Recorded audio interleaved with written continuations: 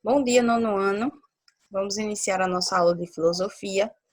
E na aula de hoje, como eu falei para vocês, nós vamos ver, estudar a respeito de algumas visões de alguns filósofos que tiveram seus pensamentos aí a respeito do mundo em que queremos viver.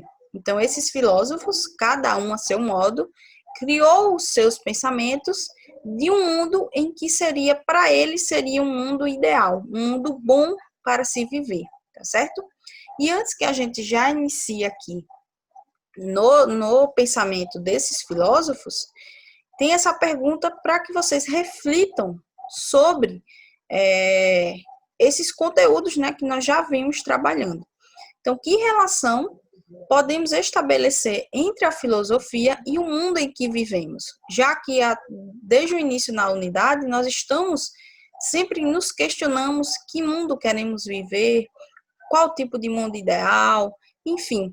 Então, qual a relação a gente pode estabelecer entre a filosofia e esse mundo em que queremos viver?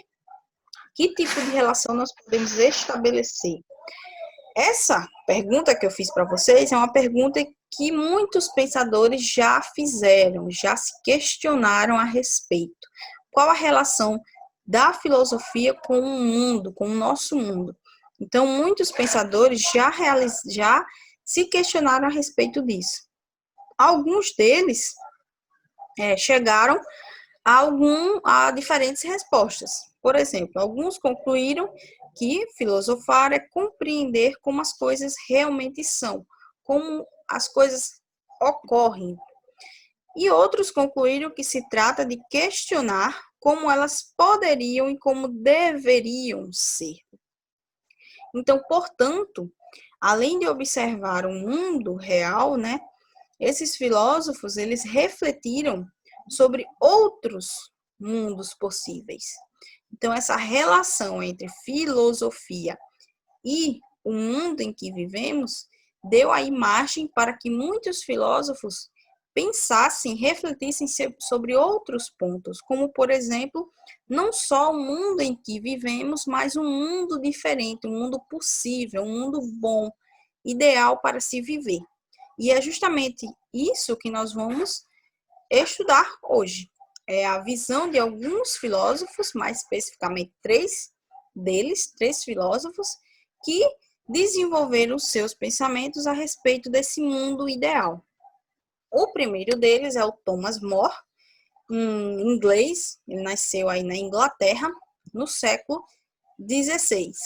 O Thomas More, ele imaginou e também descreveu uma ilha em que as relações humanas elas fossem harmoniosas, pacíficas e justas.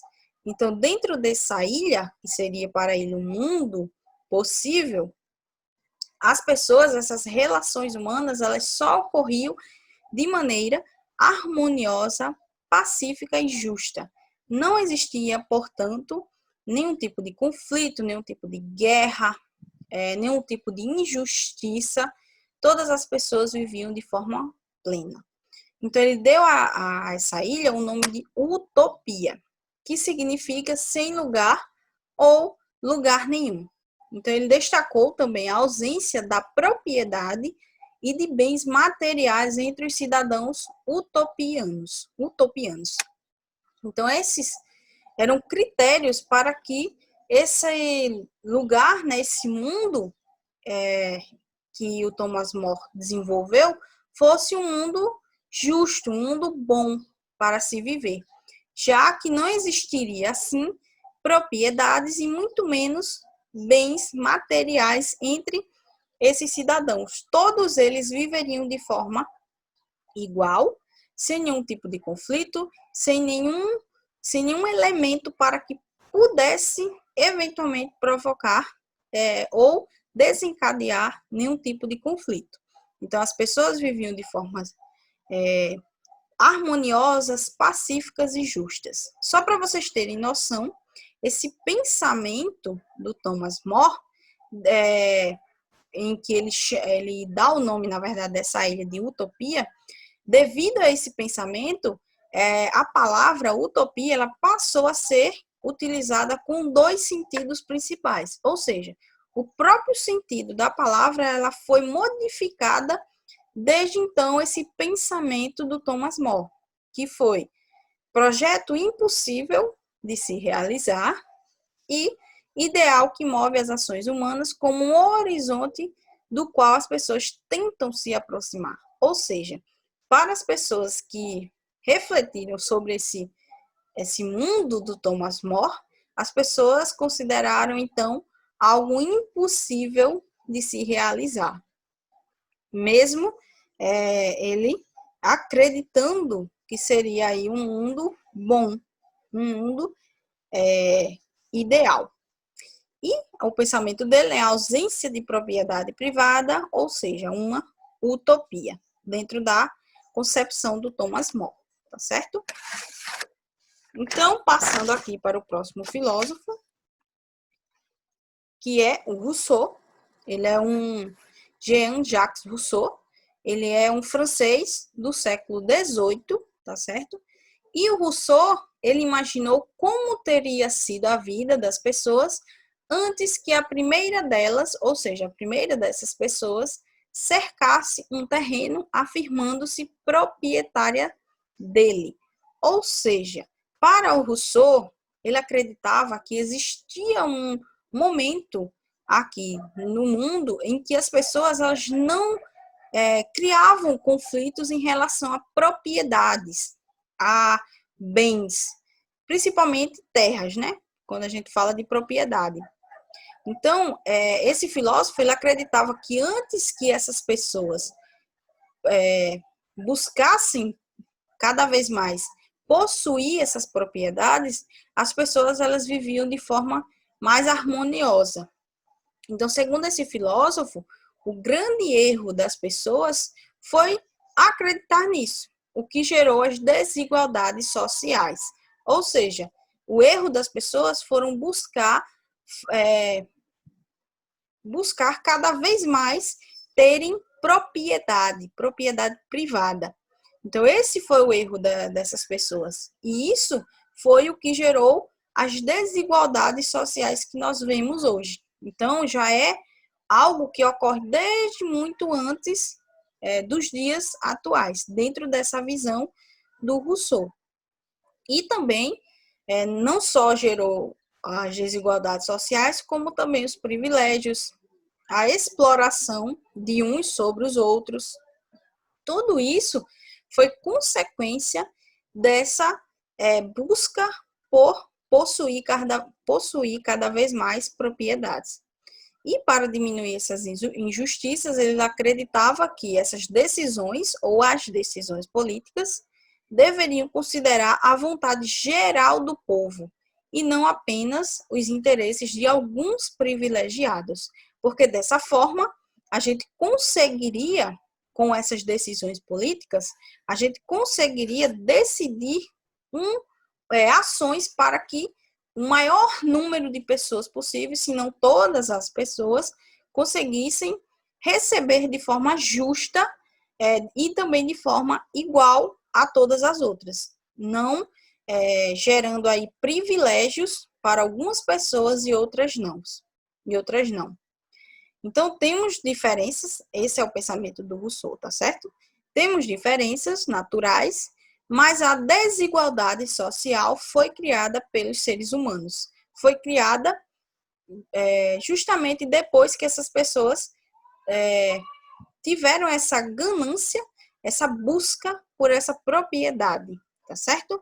Então, para o Rousseau, um mundo bom, um mundo possível seria um mundo sem essas injustiças, um mundo igual para todas as pessoas, onde todos viveriam de forma harmoniosa, sem que umas pudessem, de alguma forma, prejudicar ou explorar as outras. Esse seria aí o mundo possível para o Rousseau. E, por fim, aqui, o John Rawls, que foi um filósofo aí dos Estados Unidos no século XX. O Rawls ele imaginou um modo de alcançar a sociedade que ele considerava a mais justa possível, e seria criar uma política para compensar e também corrigir injustiças herdadas do passado. Então, esse pensamento do Rawls, ele já pega aí o gancho do Rousseau, porque o Rousseau acreditava que essas injustiças, elas nasceram quando as pessoas buscaram cercar suas propriedades, ou seja, adquirir propriedades. Então, o Rawls, ele afirma que essa seria um mundo mais justo se existisse algum tipo de política para compensar essas injustiças que já vinham sendo herdadas desde muito antes, e não só nos dias atuais. Então, assim, deveriam ser estabelecidas leis e ações que dessem prioridade aos menos favorecidos, a fim de ampliar as suas oportunidades sociais. Então, essa era uma forma de garantir para que essas pessoas elas conseguissem vencer, elas conseguissem buscar melhores oportunidades, melhores condições de vida. E para isso seria necessário leis e também ações que garantissem para essas pessoas essas oportunidades. É preciso que haja essas ações para que garanta que essas pessoas tenham oportunidades, porque essas pessoas não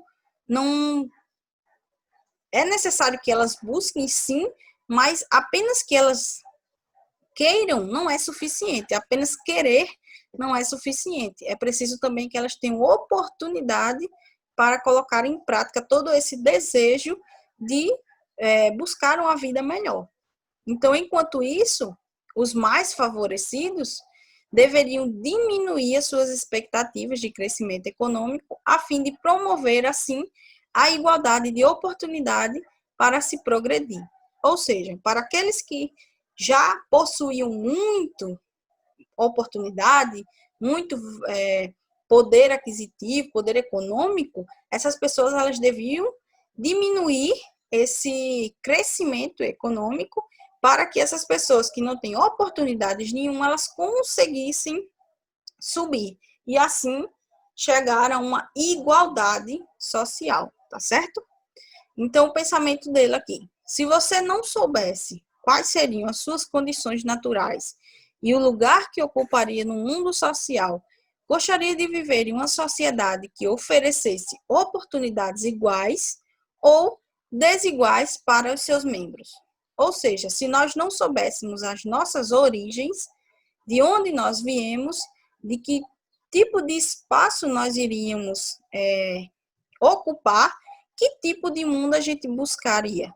Um mundo igual para todos ou um mundo desigual? Então, fica aí esse questionamento do John Rawls, tá certo? Então, esse foi mais um filósofo sobre esse mundo possível para ele. E dando continuidade aqui às nossas reflexões, como na última aula nós vimos alguns olhares sobre a guerra, hoje nós também vamos ver aqui alguns olhares sobre a paz. Então, olhar para a realidade na qual identificamos conflitos, exclusões e também o desamparo, abre a possibilidade de refletirmos sobre os contrastes nas condições em que se encontra a humanidade. Alguns com oportunidade de realização social e pessoal, e enquanto outros, e muitos outros, são excluídos delas. Então, mais ou menos o pensamento do John Rawls. É uma reflexão para que a gente perceba que dentro do mundo, no mundo em que vivemos, existem muitas desigualdades. Existem muitas pessoas que não detêm de nenhum tipo de oportunidade. Então, como as pessoas podem, então, reagir ao identificar tais situações? Como nós podemos reagir quando nós identificamos esse tipo de situação? Ou então, como se expressar ao se sentirem desamparadas e excluídas? Como essas pessoas que são excluídas, elas conseguem falar, conseguem se expressar? Será que sentimentos, reflexões e atitudes podem, em certa medida, revelar como cada pessoa vê o mundo e a si mesmo nele, será que, ao refletir sobre nós e sobre o mundo ao qual nós fazemos parte, será que toda essa reflexão pode, de alguma forma, nos modificar? Pode revelar como cada pessoa enxerga esse mundo? Então, essa paz, a paz, em geral, ela é um tema que pode ser pensado como ou quando se está à sua procura, quando busca-se a paz. Mas também quando percebemos que ela está sendo ignorada.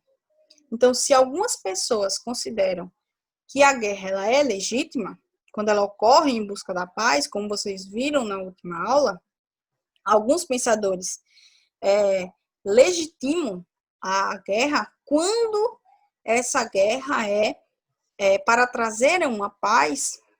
O que entendem, então, por paz essas pessoas, esses pensadores? Para eles, o que significam a paz? E vocês já se perguntaram quais são os significados dessa palavra? Considerada, em primeiro momento, como tranquilidade, a paz ela também pode ter o sentido de ausência de guerra e conflito. Então, no primeiro momento, quando a gente faz a nossa reflexão a respeito da paz, eu acho que automaticamente a gente já identifica ou já vem na nossa cabeça esse primeiro significado, que é um estado de tranquilidade e também a ausência de guerra e conflito. Esse conceito, o conceito de paz, ele foi analisado de forma mais profunda e também refere-se ainda à realização plena dos potenciais das pessoas, nos aspectos mental, social e emocional. Ou seja, quando nós possuímos a nossa mente tranquila, quando nós não sofremos nenhum tipo de conflito, levando à superação das dificuldades e também da violência. Então, portanto, podemos ver a paz como uma conquista social, participativa, que exige manutenção e cuidado. É algo que é necessário, que a gente precisa. É algo que, quando nós possuímos, muitas vezes a gente não dá valor. Mas, quando nós estamos em busca dessa paz, é que muitas vezes a gente acaba refletindo sobre o valor que ela tem. E com ela, é provável encontrarmos os termos tolerância, respeito, empatia e diálogo. São conceitos fundamentais quando nós estamos refletindo sobre a paz, porque todos esses elementos, de alguma forma, eles podem garantir a paz, podem garantir que continuem, que nós continuemos, aliás, deixa eu desenvolver melhor, né?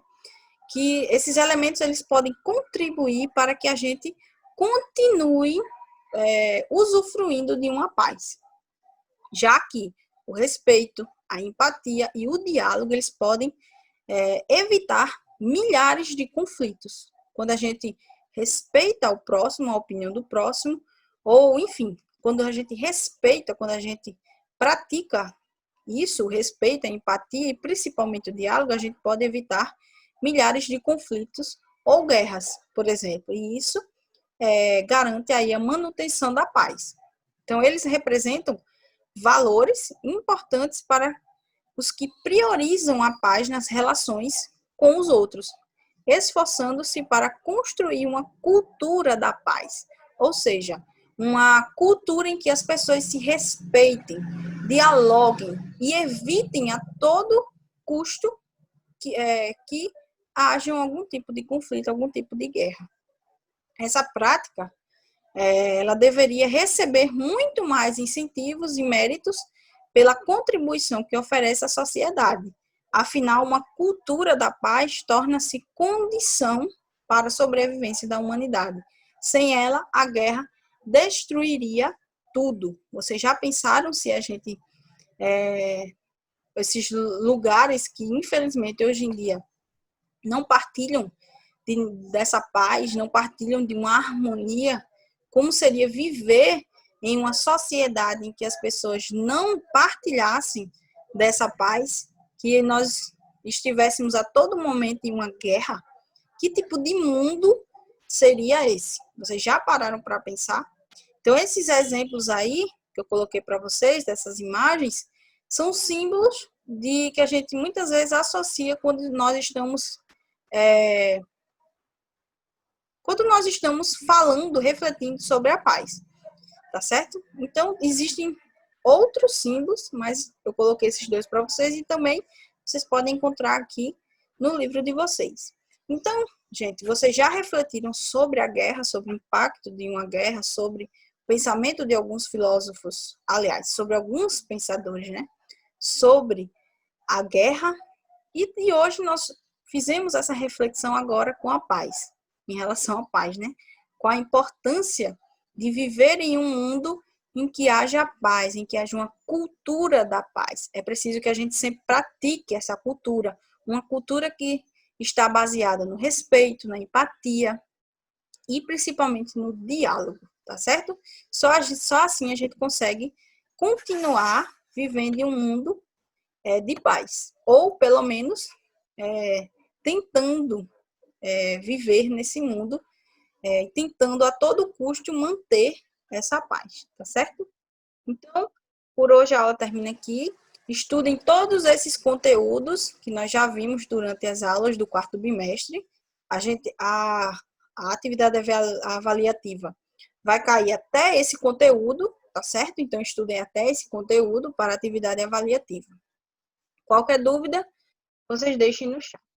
Até a próxima aula. Tenham todos um ótimo dia.